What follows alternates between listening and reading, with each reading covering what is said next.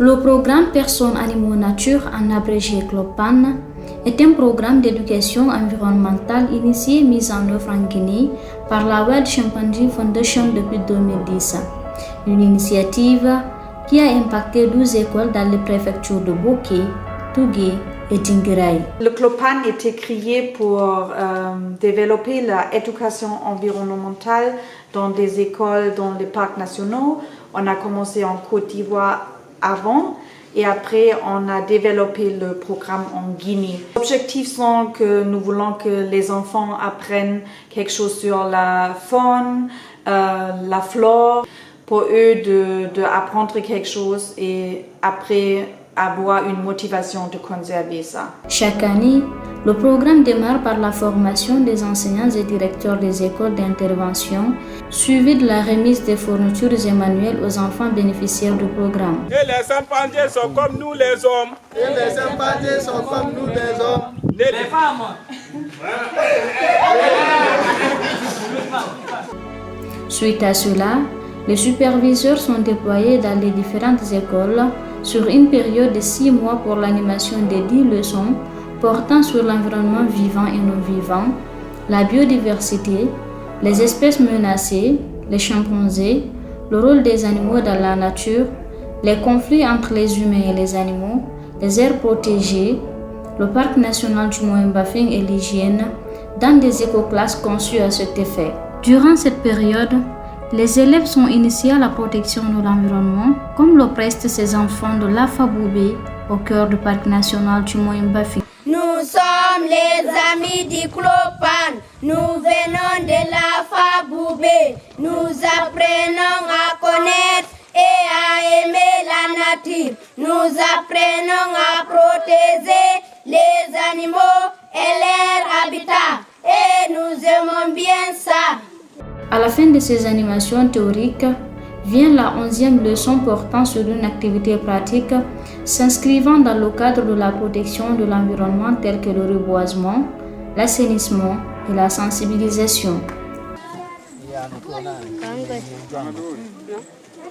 Pour clore le programme au compte d'une année scolaire, dans chaque école, une journée dédiée aux parents est organisée par l'établissement en présence de la communauté et des autorités préfectorales, communales et locales.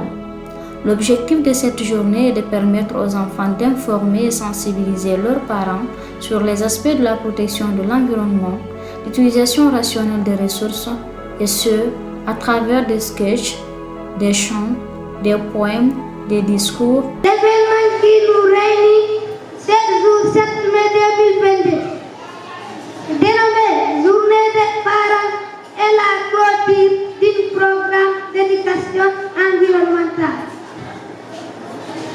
réalisé dans notre école à la WCF au compte de la protection de la biodiversité de la région du Moyen-Bafing.